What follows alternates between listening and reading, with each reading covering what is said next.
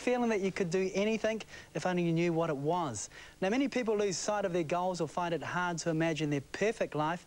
That's where our life coach, Cassandra Gaisford, comes in. Welcome to the show, Cassandra. Thank you.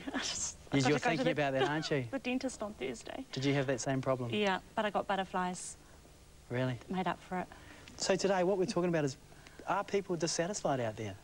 Well, a lot of research consistently says that most people, about 60% of the population, the working population, would change jobs if a better one came along, which means that they're sitting there waiting, biding their time, wishing they were somewhere else. So how do you help people, I guess, make that decision or find out what they really want to do? It's kind of a mix of techniques, but I'm really passionate about using creative techniques to sort of reawaken desires, and I think most of us would break through the fear barrier if we just had something compelling enough and exciting enough to aim toward. Yeah. I guess a lot of us, I mean, I look myself personally, I write a lot of my goals down, but I'm a very visual person. I imagine having that those visual goals to look at would be quite rewarding, especially when you meet them. What colour pen do you write your goals in? Blue. Blue. Okay. Well, that's encouraging, because a lot of people write in black and they don't feel very excited by it. So if you have an image, and particularly a colourful image, it almost makes your goal a reality rather than word. Doesn't really transport you into the future. It's really good that you do that, to write down your goals, and obviously you're a successful person. It works for you. And you've brought along some examples today of some of your clients and how they sort of go about planning out their life with visual art, I guess. You call it visual art? Yeah, visual art, I like that. Yeah, and a lot of people think that you have to be wonderfully creative or talented to be creative, that you have to have done a fine arts degree, or that they couldn't possibly be creative.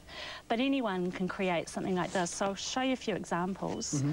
And this, at the heart of it, this image here, Dr. Zeus, I think it said, what does it, can you read it? Take it slowly, this book is dangerous. That's at the heart of it, because this is really powerful. That's what a lot of research shows, why people don't write their goals down.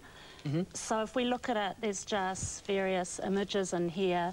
This particular client wants to have some time working offshore in Bali, so she wants to spend 6 months of the year living and working in Bali. So there's images there of somebody successful who's achieved that.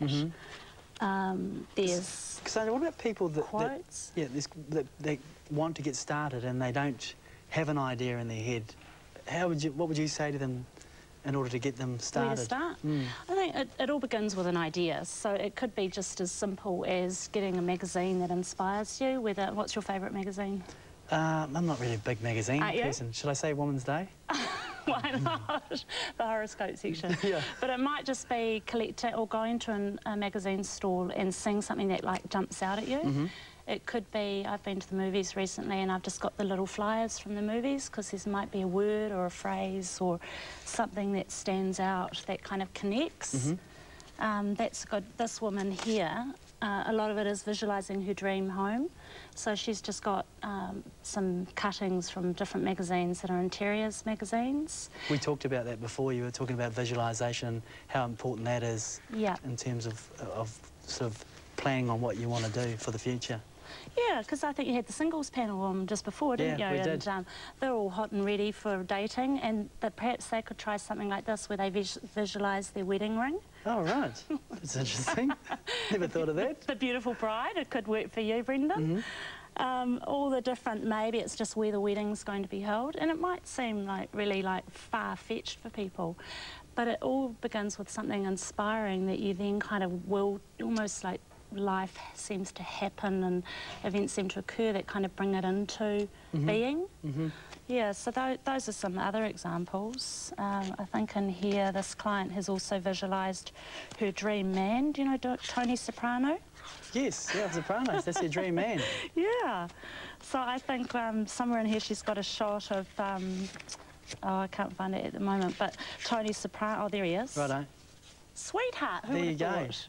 And she's put the word sweetheart there. Yeah. And what that said, because she's in her 50s, is that she's not going for the younger man, she's going for the older man, and she likes someone who's a little bit edgy. Tony's very edgy. Well, as a character he is, but as a person... Well, he looks kind of sweet. Look at him. Look at his eyes. Yeah. He's acting, though. Yeah.